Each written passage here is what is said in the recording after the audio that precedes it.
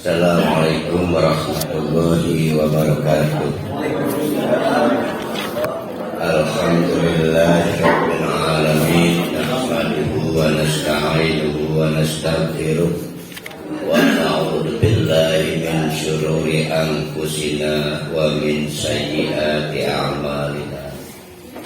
May yahdihillahu fala mudilla lahu wa may yudlil fala hadiya lahu. Asyhadu an la ilaha illallah wa asyhadu anna Muhammadan abduhu wa rasuluh la nabiyya ba'da. Mudah-mudahan kita sampai terus berjalan. Mari kita meneruskan surah At-Taubah sampai ayat 15. Ya, berarti hari ini 15 ya. Mestinya ke bawah kemarin ini 15.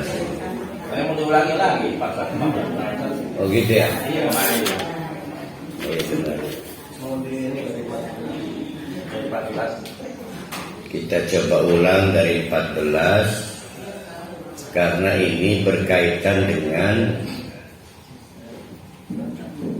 kenapa suatu kegiatan perang itu penting bagi kita,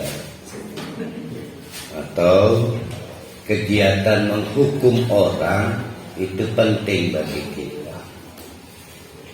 Jadi Allah paling tahu kejiwaan kita. Kalau kita ini tidak ditolong Allah, maka orang-orang dolim itu memendam amarah, tak berkesudahan. Lama-kelamaan jadi penyakit, dibawa mati.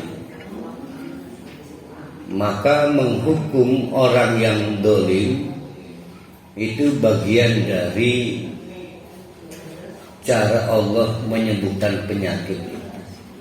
Di luar masalah keadilan, masalah kemanusiaan. Nah, termasuk menghukum orang itu, menghukum orang yang dolim itu adalah memerangi orang yang dolim.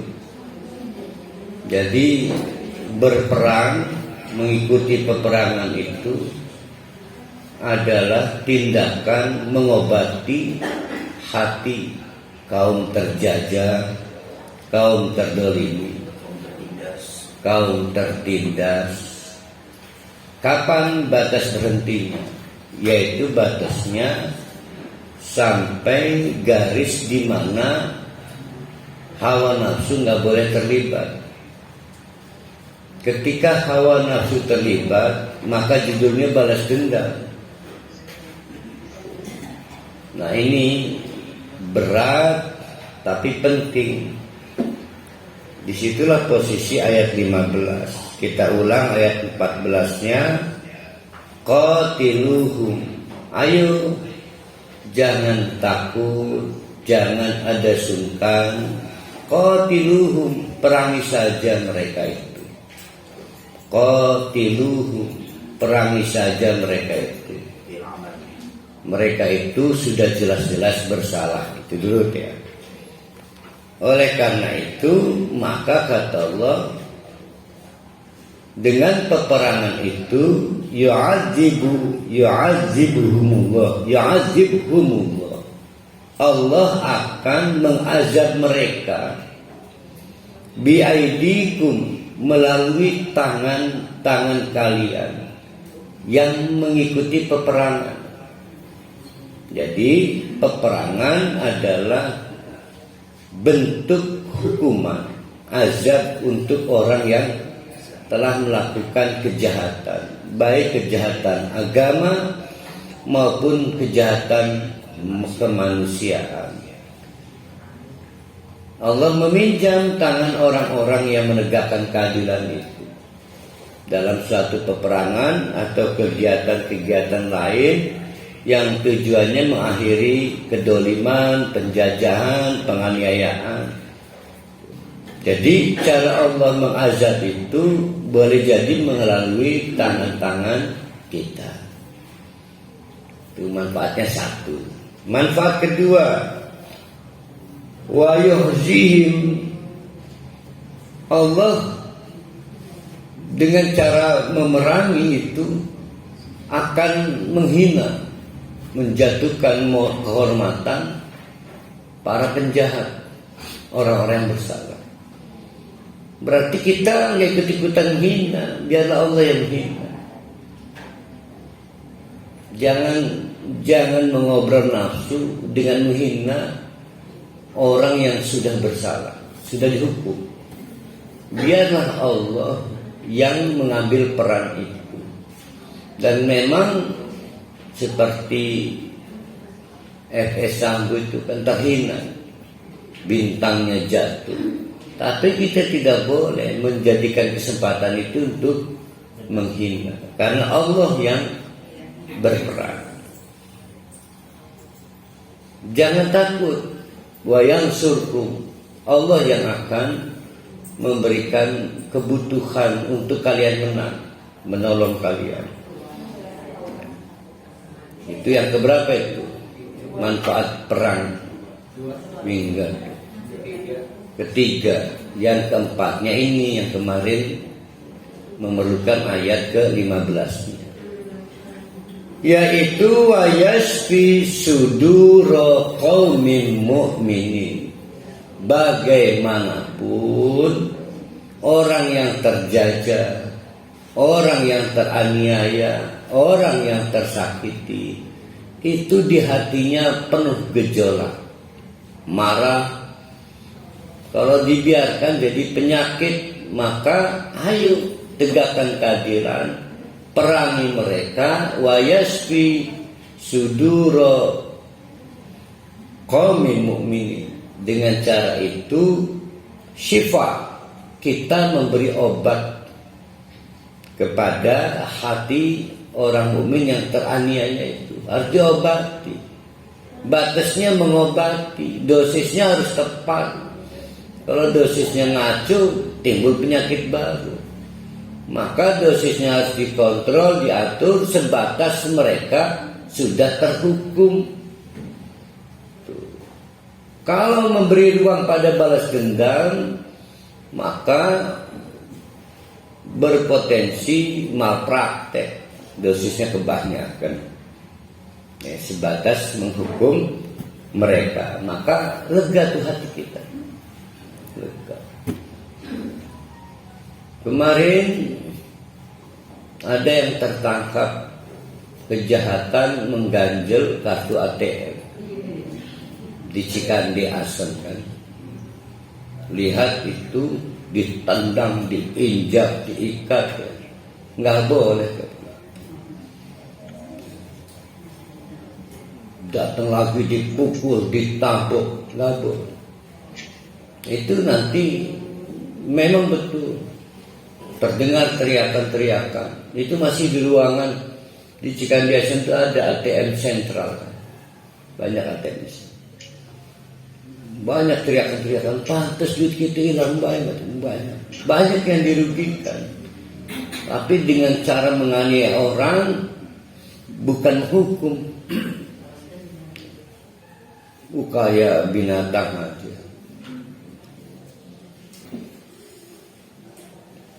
Jadi menegakkan keadilan itu bagian dari proses menyembuhkan penyakit. Wa yudhib ghaidha qulubihim, dengan cara begitu dendam hilang. Kenapa? Diambil alih Allah. Hal-hal lainnya, batas kita menghukum, memerangi. Wa yatubullahu ala man yasha, dan Allah menerima tobat siapapun yang dikehendaki. Jadi kita hukum orang yang bersalah, kita perangi orang yang melakukan kejahatan sampai mereka mau bertobat kepada Allah. Bukan sampai kita puas hati kita. Wallahu alimun hakim. Demikianlah Allah itu tahu kok kita itu kalau nggak diberi ruang akan jadi penyakit. Hakim, tapi Allah itu nggak ngawur, ilmunya sesuai, tindakannya sesuai dengan ilmunya. Kalau kita kan ngawur, membabi buta. Jadi serahkan kepada Allah yang maha hakim. Hakim itu tindakannya sesuai ilmunya, terukur. Kita nyebutnya wise, bijak. Orang yang nggak punya ilmu nggak mungkin bijak. Jadi orang itu syarat orang menjadi bijak kalau punya ilmu. Lalu tindakannya sesuai dengan ilmunya. Tapi ada juga orang punya ilmu nggak bijak karena ilmunya nggak dipakai. Jadi syarat orang menjadi bijak dua. Satu punya ilmu, yang kedua ilmunya dipakai, baru bijak. Makanya banyak orang-orang punya ilmu nggak dipakai ilmunya, bukannya jadi bijak malah menjadi pembajak. Pembajak uang negara, pembajak uang umat.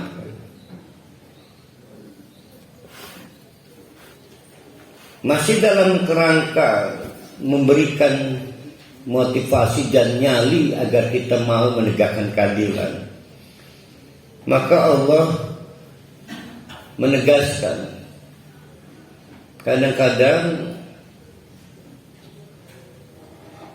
perang nggak mau, menegakkan keadilan nggak mau, nggak punya nyali, apalagi preman yang kita hadapi. Dalam situasi bermasyarakat, kita tahu si tukang buat onar itu punya jabatan, udah bisa TST, tahu sama tahu. Padahal bapak-bapak ibu dongkol terus TBC memang nggak punya nyali kita. Kenapa sih takut, sungkan? Yang harus kita sungkan itu Allah, karena Allah yang maha berkuasa.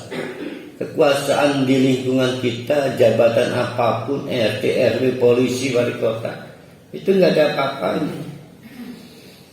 Nanti berturut-turut ayat 20, ayat 23 kita diajak berpikir, ya, mana yang mau kamu lindungi, yang mau kamu sungkan, Allah atau siapa? Satu. Mana yang kamu lebih cintai, Allah atau siapa? Tuhan. Semua tujuannya agar kita itu lugas mau menegakkan keadilan. Maka kata Allah, am hasibtum, emang kalian pikir antudraku nggak akan dipersoalkan, tidak akan dimintai pertanggungjawaban karena sikap kita yang apatis?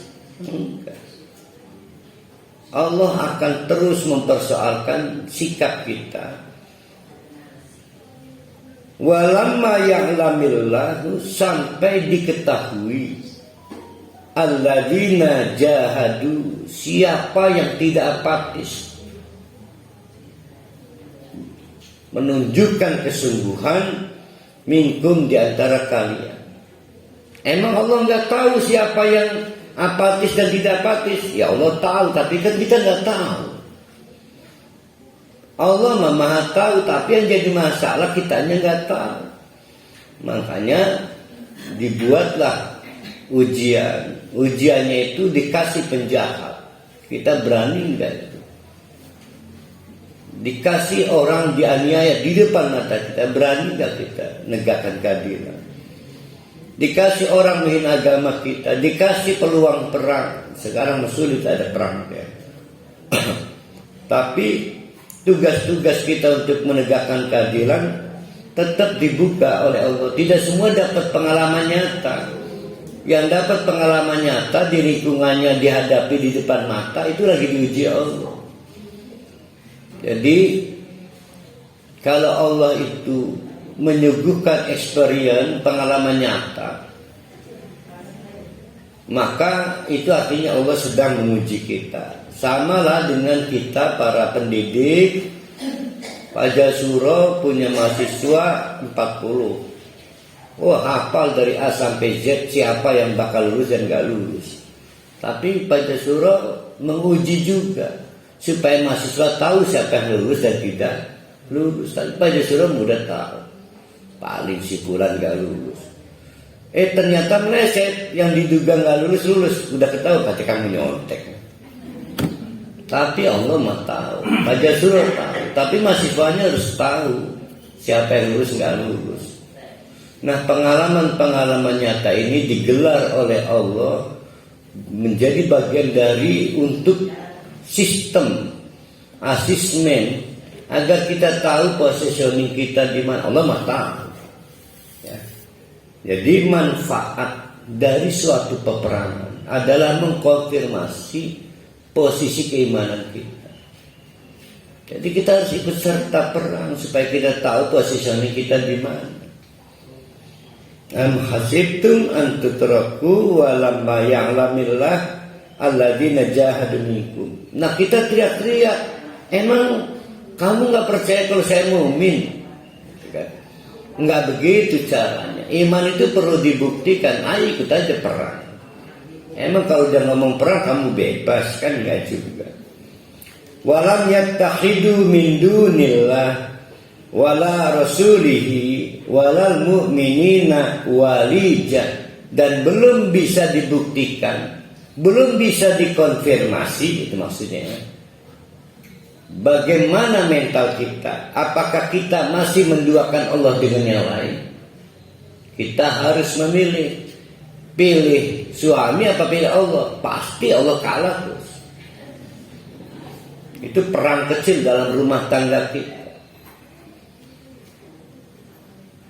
Mama jangan pengajian, udah kalah. Menang suami. Selalu saja pertanyaannya klasik, Ustaz, saya harus taat pada suami atau ikut pengajian? Jawabannya, kapan waktunya kita pernah memenangkan Allah? Satu, wala rasulihi, kapan kita memenangkan Rasulullah? Mau ikut cara sholatnya Nabi apa cara sholatnya suami? Suami, lingkungan. Dan walal mu'minin. Ayo, kita juga diuji. Allah pengen ada konfirmasi. Ada pilihan. Ngebela orang mukmin atau ngebela orang kafir. Kadang-kadang ngebela orang kafir. Ya. Kata Allah, di antara tiga itu, Allah, Rasul, community mukmin, kita akan dikonfirmasi mana yang paling kita bela sebagai walijah. Walijah itu yang paling menjadi buah hati kita. Walijah yang membuat kita lebih condong. Orang tua pasti lebih condong ngebela anak. Istri lebih condong ngebela suami. Suami belum tentu ngebela istri, orang istrinya banyak. Nah, itu hebatnya suami. Hebat suami. Itu mah para ahli. Wallahu, dan adapun Allah itu hadirun, zat yang akan memberikan informasi bima ta'malun, terhadap apapun yang akan kalian lakukan. Berarti belum dilakukan ya, akan kalian lakukan. Nah, oleh karena itu buka hati kita, sanubari kita. Sebetulnya Allah membisikkan sesuatu. Mau melakukan apa, kata Allah itu jelek atau baik, sebetulnya ada. Setiap kita akan melakukan sesuatu, kalau kita punya keterampilan dalam mengelola sanubari kita, maka ada bisikan malaikat. Allah akan memberitahu sesuatu pada kita pada saat kita akan melakukan sesuatu.